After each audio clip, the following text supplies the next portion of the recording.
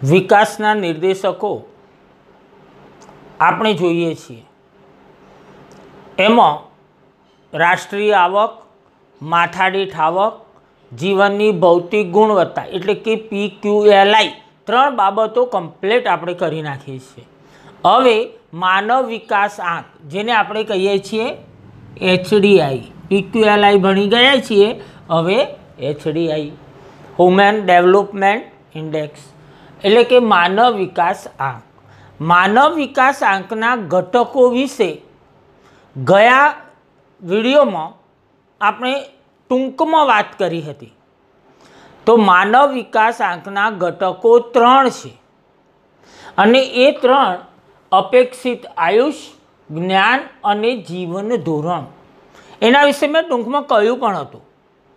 હવે વિદ્યાર્થી મિત્રો, અપેક્ષિત આયુષ્ય એક આવી ગયેલી બાબત છે। આપણે આગળ જ્યારે PQLI ભણ્યા ત્યારે એના ઘટકોમાં અપેક્ષિત આયુષ્ય આવી ગયું હતું। એટલે તમે જાણો છો કે અપેક્ષિત આયુષ્ય કોને કહેવાય। આપણે સૌપ્રથમ લખીશું માનવ વિકાસ આંકના ઘટકો। તમે લખો છો માનવ વિકાસ આંકના ઘટકો।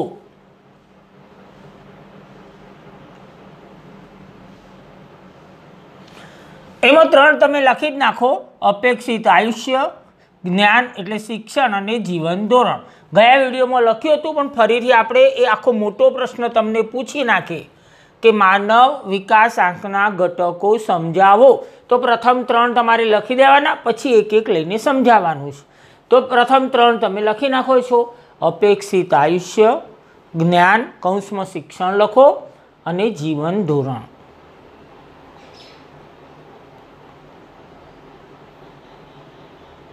ચલો એટલું લખ્યા પછી આપણે એક એક લઈને સમજાવીએ। એટલે પહેલો મુદ્દો તમે બનાવો, અપેક્ષિત આયુષ્ય। અપેક્ષિત આયુષ્ય એવો પહેલો ઘટક છે, બનાવો, મુદ્દો બનાવો। હવે તમે અહીં ધ્યાન રાખો છો, આપણે આગળ પણ આ કહી ચૂક્યા છીએ તો પણ હું ફરીથી તમને કહું, બાળક જન્મ સમયે કેટલા વર્ષનું આયુષ્ય ભોગવી શકશે તે અંગેની અપેક્ષાને અપેક્ષિત આયુષ્ય કહે છે।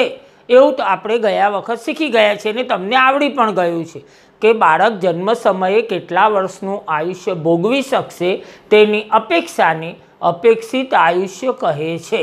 વિદ્યાર્થી મિત્રો, તમે જાતે લખી નાખો છો, બાળક જન્મ સમયે કેટલા વર્ષનું આયુષ્ય ભોગવી શકશે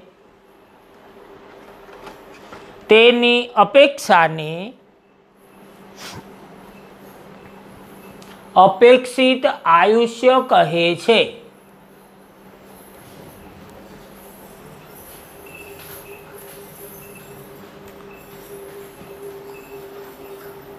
ચલો લખાઈ ગયું હશે। હવે જુઓ, 50 વર્ષથી ઓછું આયુષ્ય હોય તો તંદુરસ્તીથી વંચિત ગણાય। એ દેશમાં તંદુરસ્તી નથી જેનું આયુષ્ય 50 વર્ષથી ઓછું ગણાય। બાળકના જન્મ સમયે આપણે એવું વિચારીએ કે 50 વર્ષ જીવી શકે અથવા એનાથી નીચું છે। 50 વર્ષથી નીચું આવે ત્યારે માની લેવાનું કે તેની તંદુરસ્તી નથી, એટલે વંચિત એટલે એનાથી દૂર છે, તંદુરસ્તી નથી એવું માની લેવાનું। 50 વર્ષથી ઓછું આયુષ્ય હોય તો તંદુરસ્તીથી વંચિત ગણાય। અપેક્ષિત આયુષ્યની વાત ચાલે છે એટલે તમારે અંડરલાઇન કરવાનું છે 50 વર્ષને। નાના પ્રશ્નમાં પૂછે તો લખો તો 50 વર્ષથી ઓછું આયુષ્ય હોય તો તંદુરસ્તીથી વંચિત ગણાય। તંદુરસ્તીથી વંચિત ગણાય।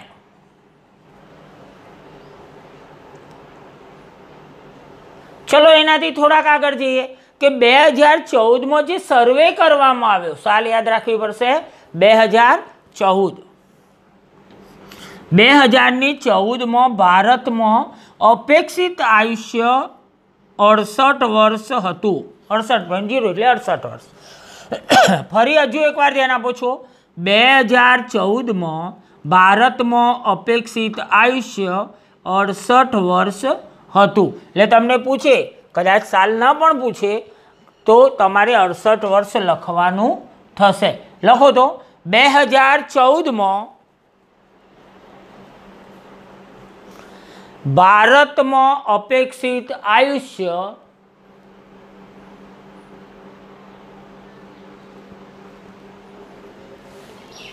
68.0 કરો એટલે મહિના નથી, એમ 68 વર્ષ હતું।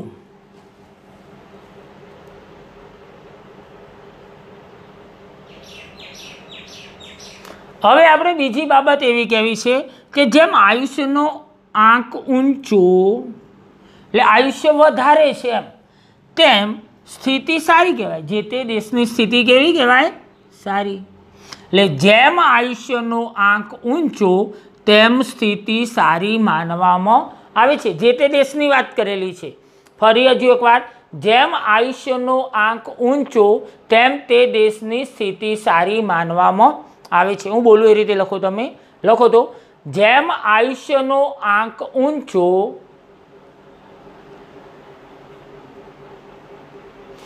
તેમ તે દેશની સ્થિતિ સારી માનવામાં આવે છે।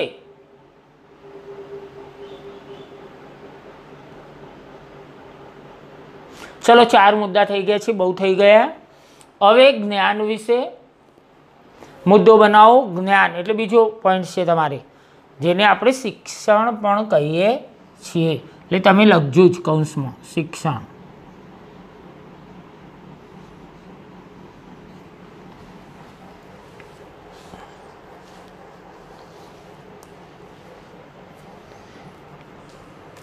હવે જો એવું કહેવાય છે કે જ્ઞાનનું પ્રમાણ જાણવું હોય ને તો જે પુખ્ત વયના લોકો છે એ પુખ્ત વયના લોકોમાં આપણે 15 વર્ષ ગણવાના છે।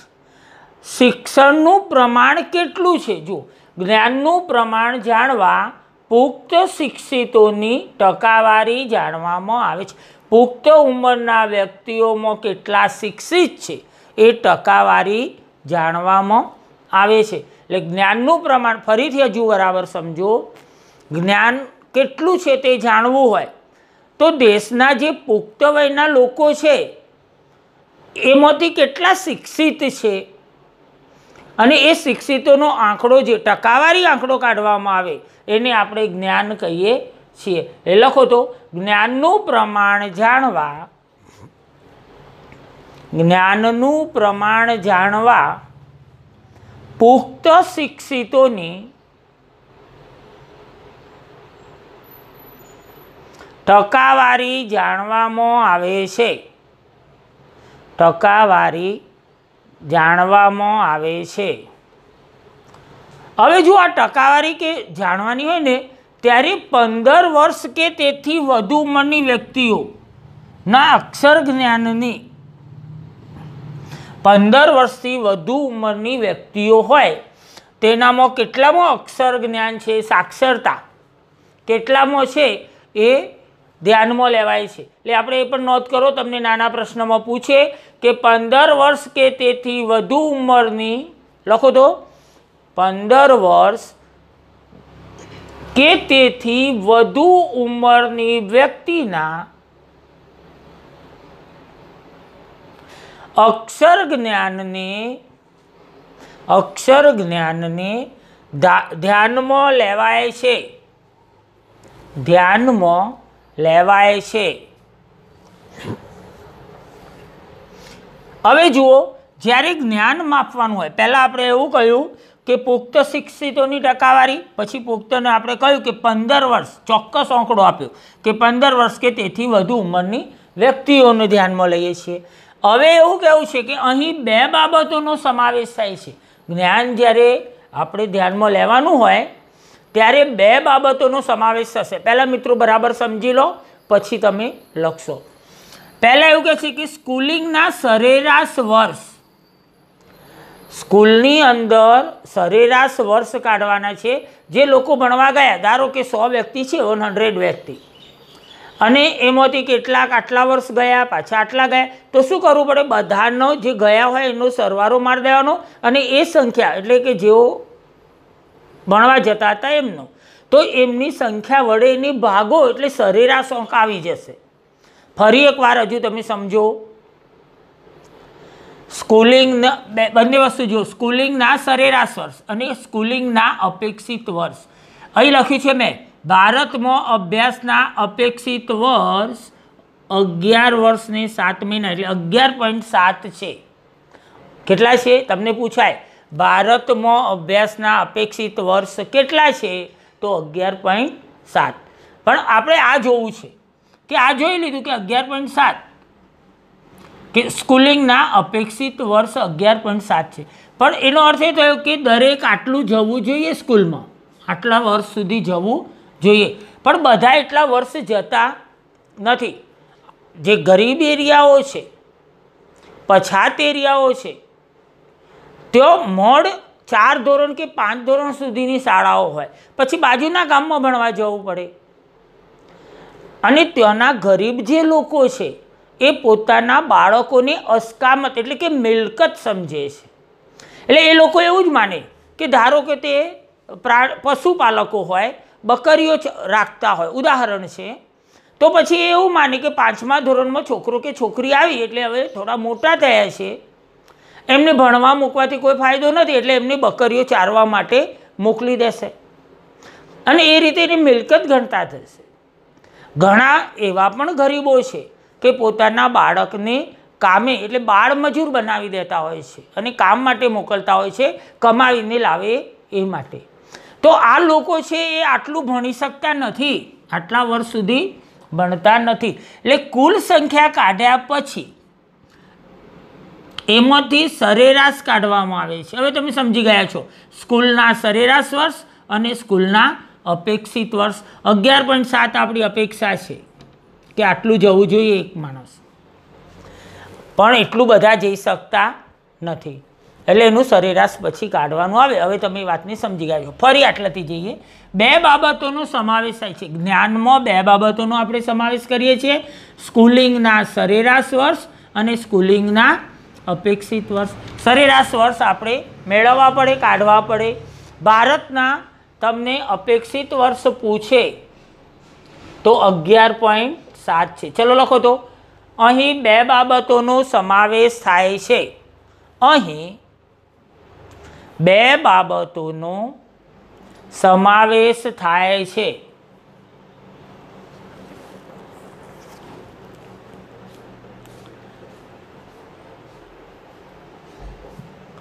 એ અને બી કરીને લખો. પહેલું છે સ્કૂલિંગના સરેરાશ વર્ષ. સરેરાશને અંડરલાઇન કરો. સ્કૂલિંગના સરેરાશ વર્ષ. બી લખો સ્કૂલિંગના અપેક્ષિત વર્ષ. તમારે આ લખવાનું નથી, અહીં નીચે મેં લખેલું છે માટે માત્ર એટલું જ લખો, સ્કૂલિંગના અપેક્ષિત વર્ષ. ચલો એ પછી ડેશ મારીને લખો ભારતમાં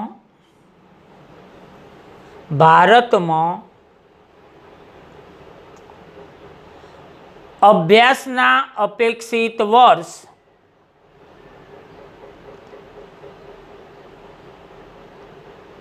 11.7 છે.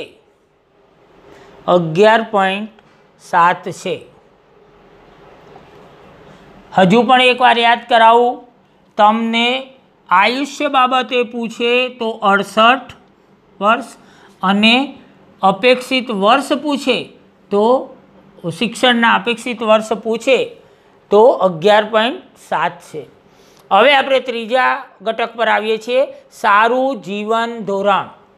તમે મુદ્દો બનાવો, સારું જીવન ધોરણ.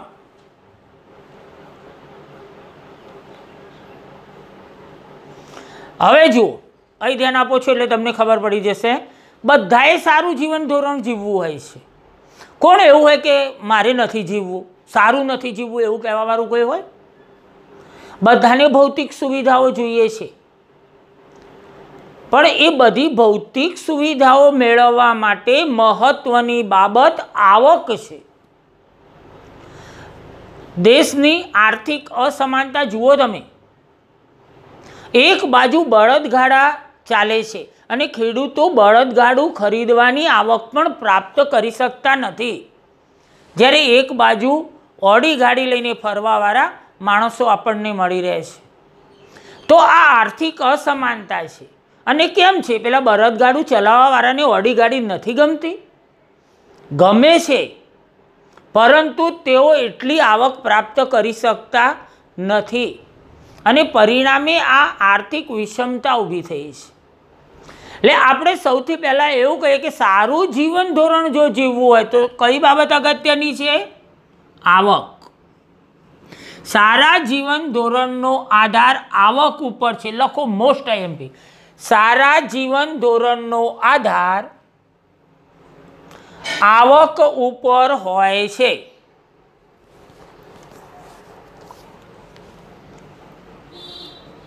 આવક ઉપર હોય છે. હવે આપણે એવું કહીએ કે જીવન ધોરણ એટલે મળતી સગવડતા. આપણે જીવન ધોરણ કોને, સારું જીવન ધોરણ કોને કહીશું? તો આપણે કેટલી સગવડતાઓ પ્રાપ્ત કરી શકીએ છીએ. આજે પણ આપણા ભારત દેશની વાત, બધા દેશોની અંદર હોય, પણ આપણા ભારત દેશની વાત કરું તો કેટલાય લોકો એવા છે કે પીવાનું શુદ્ધ પાણી પણ પ્રાપ્ત કરી શકતા નથી. તો એવા લોકો સારું જીવન જીવવા માગે છે ખરા, પરંતુ તેમની આવક એટલી હોતી નથી. એટલે આપણે અહીં એવું કહેવું છે કે જીવન ધોરણ એટલે મળતી સગવડતાઓ. તમે કેટલી સગવડતાઓ પ્રાપ્ત કરો છો? શિક્ષકોને આ માપણી કરવા આપવામાં આવે છે. તમારા ઘરે તપાસ કરવા આવતા હશે કે કઈ કઈ સંડાસ બાથરૂમની સગવડ છે, લાઇટ પંખાની સગવડો છે, આ બધી સગવડો તપાસવા આવે છે. તો એ સર્વે આનો હોય છે. આપણે જે આપણો વિકાસ દેશનો કેવી રીતે છે બતાવવા માટે એ લોકોને એ કામ સોંપેલું હોય છે. એટલે આપણે લખો તો તમે, જીવન ધોરણ એટલે મળતી સગવડતાઓ. જીવન ધોરણ એટલે મળતી સગવડતાઓ.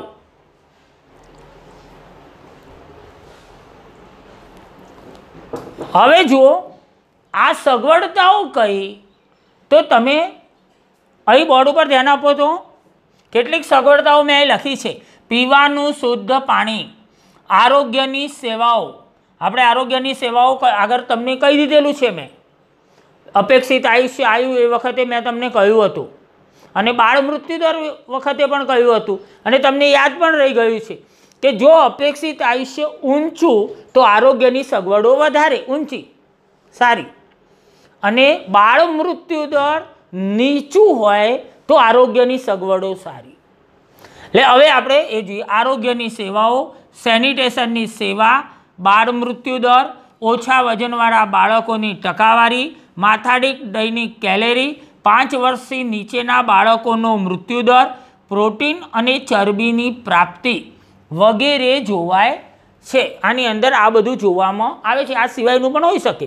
ફરી એકવાર યાદ રાખવાનું છે, પીવાનું શુદ્ધ પાણી, આરોગ્યની સેવાઓ, સેનિટેશનની સેવા, બાળ મૃત્યુદર, ઓછા વજનવાળા બાળકોની ટકાવારી, માથાદીઠ દૈનિક કેલેરી, 5 વર્ષથી નીચેના બાળકોનો મૃત્યુદર, પ્રોટીન અને ચરબીની પ્રાપ્તિ. એટલે આ રીતે આવા બધા ઘટકો એની અંદર તપાસવામાં આવે છે. હવે એક શબ્દ છે સેનિટેશન, આરોગ્ય વિદ્યા. એટલે આરોગ્યની દ્રષ્ટિએ એમ કે આપણને શું શું સગવડો મળી રહે છે એ બાબત તેમાં જોવામાં આવે છે. એ વિશે પછી હું તમને ડિટેલ કહું છું. પહેલાં તમે આ લખી નાખો. લખો તો,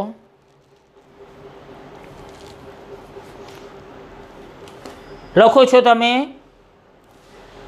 પીવાનું શુદ્ધ પાણી. મિડલમાં લખો, મેં મિડલમાં લખ્યું છે. જુઓ, તમારી ઇમ્પ્રેશન તો પાડવાની જ છે લખાણની. પીવાનું શુદ્ધ પાણી, આરોગ્યની સેવાઓ, આરોગ્યની સેવાઓ, સેનિટેશનની સેવા, સેનિટેશનની સેવા, બાળ મૃત્યુદર, બાળ મૃત્યુદર, ઓછા વજનવાળા બાળકોની ટકાવારી,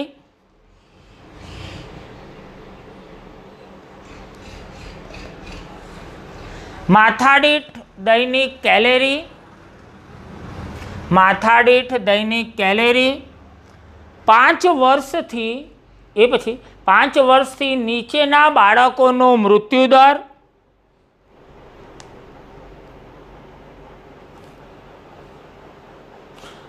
પ્રોટીન અને ચરબીની પ્રાપ્તિ, પ્રોટીન અને ચરબીની પ્રાપ્તિ. હવે તમને યાદ રહી ગયું હશે પીવાનું શુદ્ધ પાણી, આરોગ્યની સેવાઓ, સેનિટેશનની સેવા, બાળ મૃત્યુદર, ઓછા વજનવાળા બાળકોની ટકાવારી, માથાદીઠ દૈનિક કેલેરી, 5 વર્ષથી નીચેના બાળકોનો મૃત્યુદર અને છેલ્લે પ્રોટીન અને ચરબીની પ્રાપ્તિ.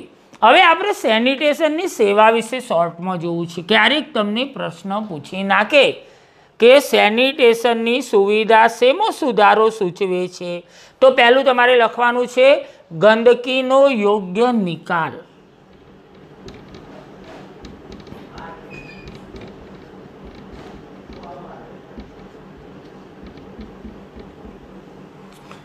સેનિટેશનની સેવા છે એ ગંદકીનો યોગ્ય નિકાલ કરી આપે છે. અને બીજું છે પીવાનું શુદ્ધ પાણી.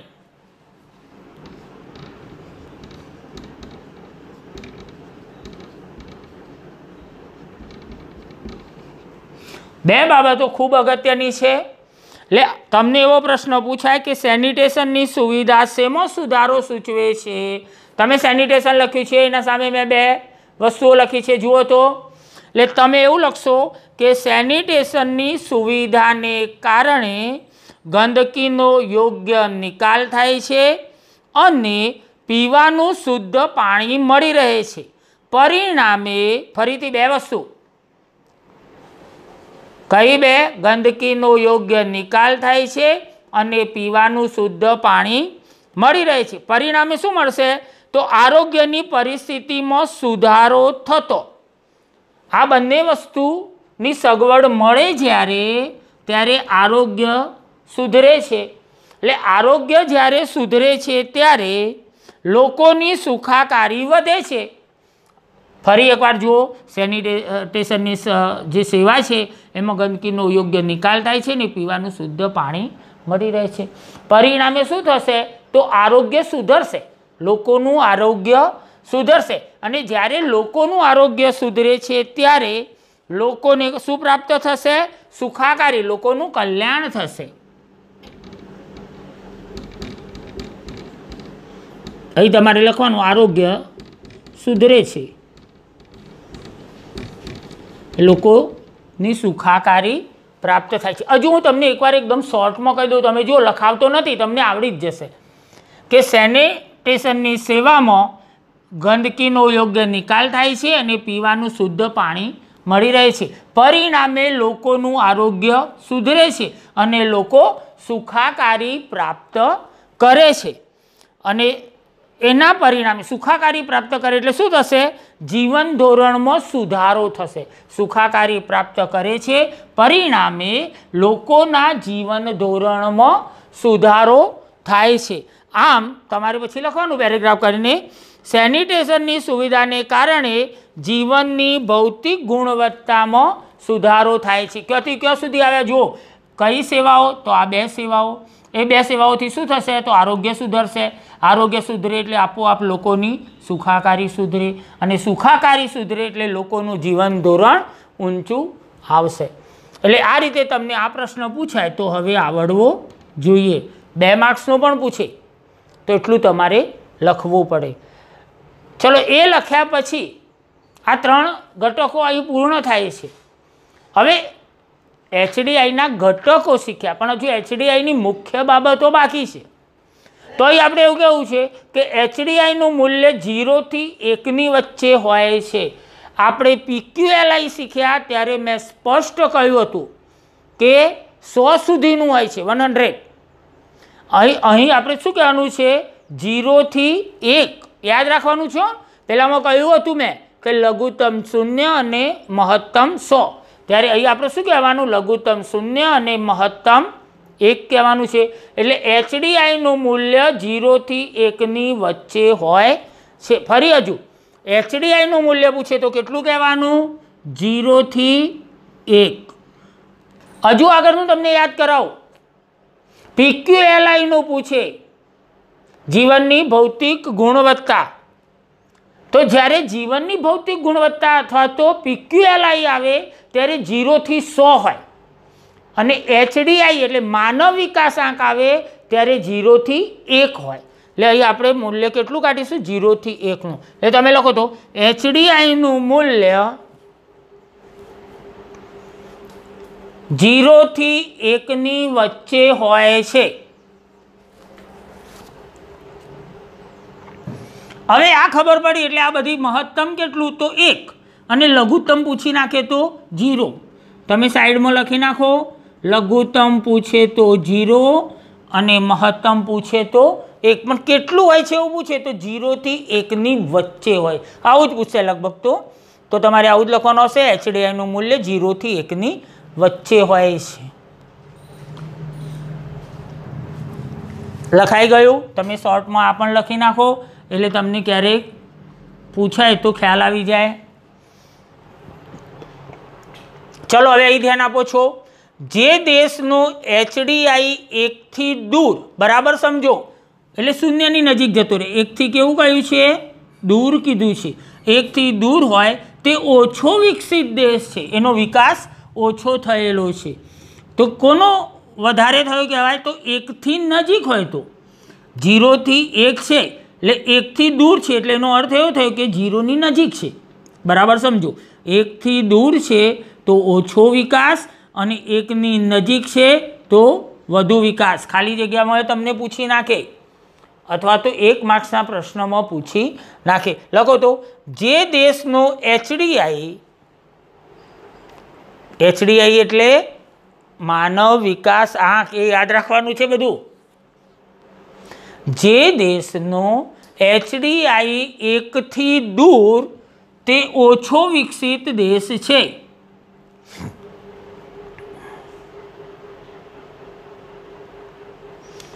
ફરીથી ડેશ મારીને લખો, જગ્યાના અભાવે મેં પૂરું વાક્ય નથી લખ્યું, તમારે લખવાનું છે જે દેશનો HDI 1ની નજીક તે વધુ વિકસિત દેશ છે, તે વધુ વિકસિત દેશ છે।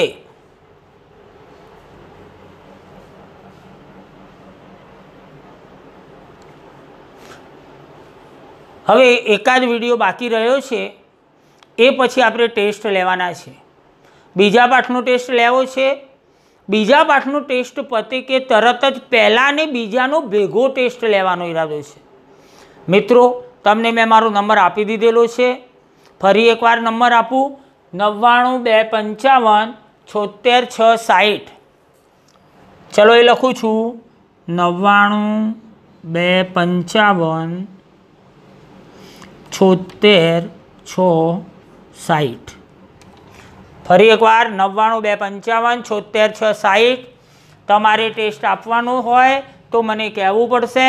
હવે પછીનો જે લાસ્ટ વિડીયો આવશે એની અંદર ટેસ્ટ ક્યારે, કયા સમયે, કેટલા સમયનો, કેટલા માર્ક્સનો લેવામાં આવશે અને કેવી રીતે તમે ટેસ્ટ આપશો।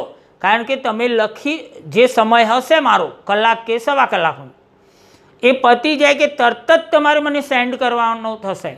ધારો કે 2 કલાક પછી મને સેન્ડ કરો છો તો એ ટેસ્ટને વેલિડ ગણાશે નહીં, એ જોઈને રિટર્ન કરવામાં આવશે નહીં। તમે સરસ તૈયારી કરો, હું તમારી સાથે છું। 12મા ધોરણમાં તમે વધુને વધુ ટકા લાવો, અર્થશાસ્ત્ર વિષયમાં વધુને વધુ માર્ક્સ લાવો, એ માટે હું તમારી એકદમ નજીક છું। જ્યારે પણ જે જરૂર હોય હું તમારા માટે છું, તમે મને ફોન કરો, એનું સોલ્યુશન હું લાવી આપીશ।